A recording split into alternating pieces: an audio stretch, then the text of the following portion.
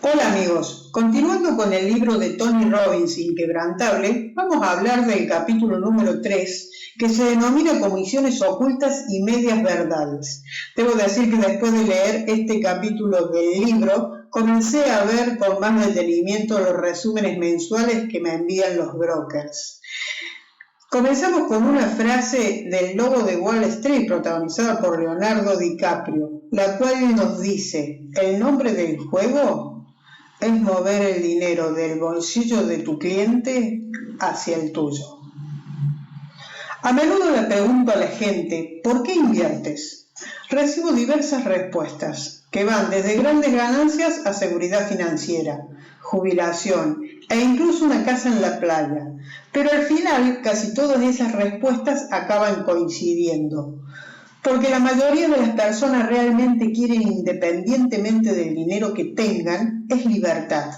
La libertad de hacer lo que más nos gusta cuando queramos y con quien queramos. Pero ¿qué pasa si el barco encargado de llevarnos a ese lugar está agujereado? Odio tener que decirte esto, pero la mayoría de las personas se encuentran exactamente en esa situación. Ignoran que van a sentir una enorme frustración debido al impacto gradual de las comisiones excesivas en su futuro bienestar económico. No tienen ninguna sospecha de que hay una industria financiera que les cobra de más de forma encubierta y sistemática. Este capítulo servirá para verter luz sobre el tema de las comisiones y que sepas exactamente lo que está ocurriendo. ¿Por qué es tan importante? Porque las comisiones excesivas pueden llevarse por delante 2/3 de tus ahorros. Y acá habla de Jack Bogle, que le explicó de una manera muy sencilla a Tony Robbins una regla. Supongamos que la bolsa de valores ofrece un 7% de rentabilidad durante 50 años, comenzó diciendo. Cuando termine ese periodo, prosiguió, cada dólar se habrá multiplicado por 30, pero un fondo medio carga cerca de un 2% anual en concepto de gastos, lo que reduce el rendimiento a un 5%. Cuando acabes de leer este capítulo, sabrás cómo retomar el control. Al reducir las comisiones al mínimo, ahorrarás más años o más que posiblemente décadas de rentas. Continúa el libro con un título: Los lobos de Wall Street. Si lo que buscas es la seguridad financiera, lo más obvio que puedes hacer es invertir en fondos de inversión. Puede que tu cuñado tuviese la enorme suerte de comprar acciones de Amazon, Google o Apple justo antes de que se dispararan sus valoraciones. Pero en general, apostar por valores individuales es jugar a perder. Hay demasiadas cosas que desconocemos, que pueden salir mal, demasiadas variables en juego. Sin embargo, los fondos de inversión constituyen una alternativa fácil y lógica. Para empezar, tienen la gran ventaja de que permiten una amplia diversificación, lo que ayuda a reducir el riesgo global. Pero, ¿cómo saber cuáles son los mejores fondos? Ciertamente, hay muchos fondos entre los que elegir. ¿Por qué hay tantas compañías interesadas en este negocio? Sí, has acertado, porque se trata de algo increíblemente lucrativo. El problema es que es mucho más rentable para Wall Street que para clientes normales como nosotros. Wall Street se ha transformado en un ecosistema que existe por y para generar dinero para sí mismo. Ese es su trabajo. Habla de una entrevista con David Swensen, un director de inversiones de la Universidad de Yale, en que le ayudó a entender el pésimo servicio que el sector de los fondos de inversión presta a la mayoría de sus clientes. Lo definió de la siguiente forma: de manera abrumadora, los fondos de inversión sustraen enormes sumas a los partícipes por un pésimo servicio. ¿Qué servicio se supone que deberían de suministrar los fondos? Bueno, cuando te conviertes en partícipe de un fondo de gestión activa, estás básicamente pagándole al administrador para que genere rendimientos superiores al mercado. Los gestores de fondo tratan de aportar valor anticipando qué empresas obtendrán los mejores resultados en las próximas semanas, meses o años. Comerciar activamente con acciones genera un montón de ocasiones para cometer errores. Por ejemplo, no se trata solo de decidir qué acciones comprar o vender, sino cuándo hacerlo. Y cada decisión conduce obligatoriamente a otra. Cuantas más decisiones haya que tomar, más posibilidades de que algo se tuerza. Para terminar de empeorar las cosas, todas estas transacciones conllevan elevados costes económicos. Cada vez que un fondo realiza una compra-venta, una empresa de corretaje carga una comisión por ejecutar la orden. Se parece un poco a jugar en un casino. La banca cobra sin importar lo que pase. Así que al final, la banca siempre gana. En este caso, la banca es una empresa de corretaje, como la entidad financiera suiza UBS o Merrill Lynch, que permite una cantidad cada vez que el gestor de fondo realiza un movimiento. El paso del tiempo convierte esas cantidades en una importante suma. Si la acción se revaloriza después de que la hayas comprado, tú ganas, pero has de conseguir un margen lo suficientemente alto para cubrir los costes de transacción. Espera, que esto empeora. Si la acción sube de precio, tendrás que pagar impuestos sobre las plusvalías que obtengas al venderlas. Tengan en cuenta que acá Tony Robbins está hablando claramente de los fondos de inversión de gestión activa. Nos dice también que los mayores gastos que vamos a enfrentar en nuestra vida financiera van a ser los impuestos. Y pagar más de lo necesario es de loco, sobre todo cuando es perfectamente evitable. Pero acá viene la buena noticia. Nos dice que existe un antídoto contra todo esto: los fondos indexados. Los fondos indexados adoptan un comportamiento pasivo que excluye básicamente toda actividad comercial. En lugar de estar entrando y saliendo del mercado todo el rato, simplemente compran y mantienen cada uno de los valores de un índice como el Standard Poor's 500. Esto incluye empresas como Apple, Alphabet, Microsoft, ExxonMobil, Johnson & Johnson. Actualmente los 5 mejores valores del Standard Poor's 500. Los fondos indexados se autoadministran casi por completo. Realizan muy pocas transacciones, por lo que los costos asociados son increíblemente bajos. También ahorran una fortuna en otros tipos de gastos. En primer lugar, no pagan cuantiosos salarios a gestores de fondos ni a sus equipos de análisis con títulos de alguna de las 8 prestigiosas y elitistas universidades que forman la Liga IF en Estados Unidos.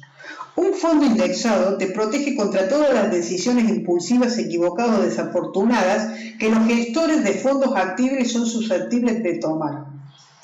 Por ejemplo, es posible que uno de estos gestores guarde una parte de los activos del fondo en efectivo, tanto por si surge alguna oportunidad atractiva, como por si hubiese que responder a peticiones de rescate de inversiones que quisieran deshacerse de su participación en el fondo. Contar con algo de efectivo no es una mala idea, resulta práctico si el mercado cae.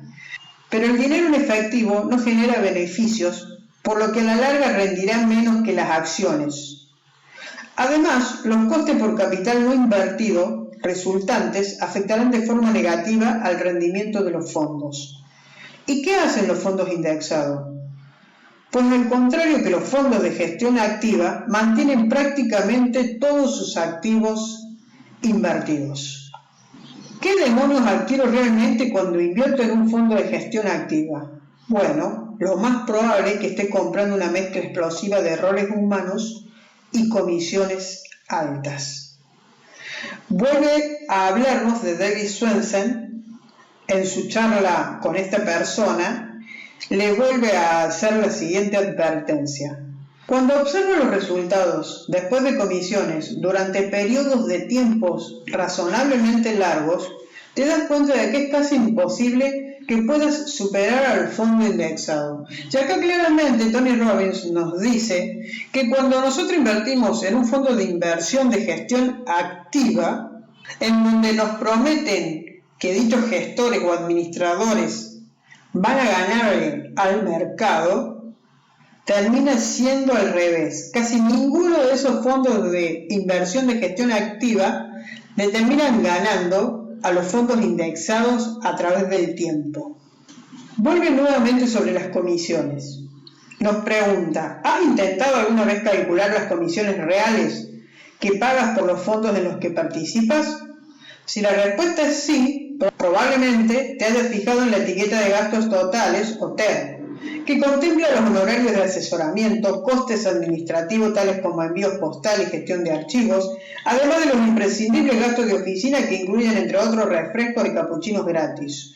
Un fondo convencional que invierte en acciones puede presentar un ratio de gastos totales que va de entre el 1 y el 1,5%. Lo que probablemente no sepas es que esto es solo el principio.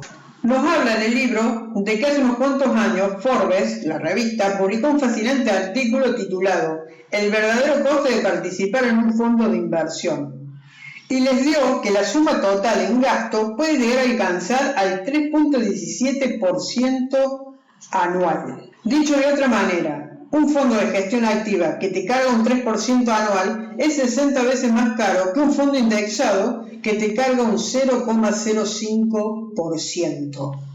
¿Ahora entiendes por qué es tan importante prestar atención a los gastos inherentes a las inversiones? Es lo que marca la diferencia entre la pobreza y el bienestar, la tristeza y la felicidad. Sé que el video no es corto y es un tema que a mucha gente le va a parecer un poco tedioso hablar sobre las comisiones que nos cobran por nuestras inversiones y en qué tipo de fondos debemos invertir o no, o qué cosas debemos tener en cuenta. Sugiero que se queden hasta el final y por supuesto, como siempre, les vuelvo a solicitar que se suscriban al canal. Continuemos. Puede que seas alguien muy aplicado al que le encante leer The Wall Street Journal y Morningstar en busca del glorioso fondo 5 estrellas, ese que ofrece la mayor rentabilidad. Pues vas a saber que aquí también hay un problema, que solo unos pocos advierten. Los que vencen hoy son casi siempre los que pierden mañana.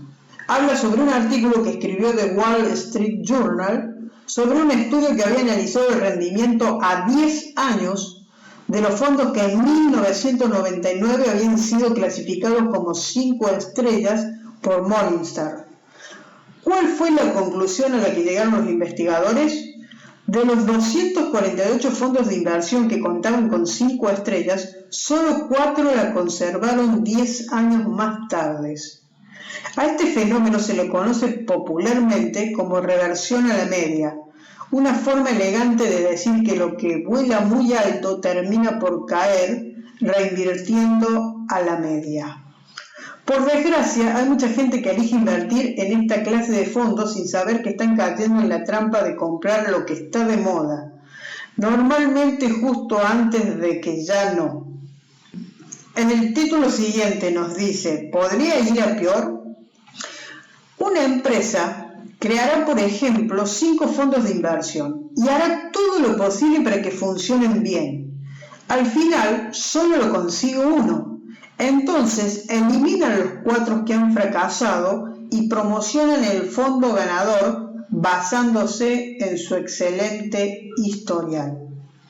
¿Quiere esto decir que es imposible superar al mercado durante largos periodos de tiempo? Para nada. Resulta extremadamente difícil, pero existen unos cuantos unicornios. Y ahí nombra a Warren Buffett, Ray Dalio, etc. Regresando a los fondos de 5 estrellas, David Swensen lo explica de esta manera.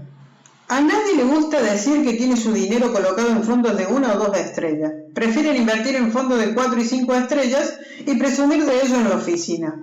Pero los fondos de 4 y 5 estrellas son aquellos que han obtenido buenos resultados en el pasado, lo que no significa que sigan obteniéndolos en el futuro. Si inviertes de forma sistemática en fondos que hayan rendido bien y vendes tu participación en los que lo hayan hecho mal, lo más probable es que obtengas un bajo rendimiento. Acá viene un párrafo muy importante que todos debemos tener en cuenta porque la mayoría somos pequeños inversores. Por lo tanto, nos hace esta advertencia a Tony Robbins. Los grandes fondos de alto riesgo que administran la mayoría de los unicornios están cerrados para nuevos inversores. Por citar un ejemplo, Ray Dalio ponía antes como condición que los inversores debían contar con un patrimonio neto de por lo menos $5.000 millones y confiarle un capital mínimo de $100 millones. Hoy Ray ya no admite a nadie más, da igual el dinero que tenga. Y lo que nos quiere decir con esto es que para participar de los grandes negocios, de los grandes fondos de inversión, se necesita tener mucho dinero para participar de ellos. Son los grandes capitales los que participan en los grandes fondos de inversión. Por eso los pequeños inversores deben tener en cuenta todo lo que estamos hablando de las comisiones, de los fondos de gestiones activas, los fondos indexados, etc. Acá hay un párrafo muy interesante que nos dice: entre tanto, Buffett, Warren, ha comentado que ha dado instrucciones para que, a su muerte, el dinero que deje en herencia a su esposa sea invertido en fondos indexados de bajo coste. ¿Su explicación? Creo que a largo plazo el resultado de esta estrategia será mejor que la que siguen la mayoría de los inversores, ya sean fondos de pensiones, instituciones o particulares, que emplean gestores que cobran altas comisiones. ¿Recuerdas cuando te dije que el conocimiento es simplemente un poder potencial al comienzo del libro? Solo posees verdadero poder cuando actúas con base en el conocimiento. A lo largo de este capítulo has aprendido que las condiciones pueden afectar increíblemente a tu futuro financiero. ¿Pero qué vas a hacer con este conocimiento? ¿Actuarás en consecuencia y te beneficiarás de él? Imagínate por un momento que dejas de invertir en los fondos de gestión activa que te cobran comisiones exorbitantes y en su lugar empiezas a colocar tu dinero en fondos indexados de bajo coste. ¿Cuál es el resultado? Calculo que podrías rebajar los gastos asociados a tu fondo en alrededor de 1% anual. Pero como ya sabes, este no es el único beneficio que conlleva cambiarse a un fondo indexado. Imaginemos que tus fondos indexados superan en rentabilidad a los fondos de gestión activa en 1% anual. En total, habrás añadido un 2% anual a tus ingresos. Solo con esto percibirás 20 años más de rentas en tu jubilación. Y en el próximo capítulo vamos a hablar de algo también muy importante, así que espero que nos sigan acompañando. ¿En quién podemos confiar? ¿Cuál es la mejor asesoría financiera? ¿O cuál es el mejor asesor financiero? Los espero en el próximo video de Aprenda sobre Dinero.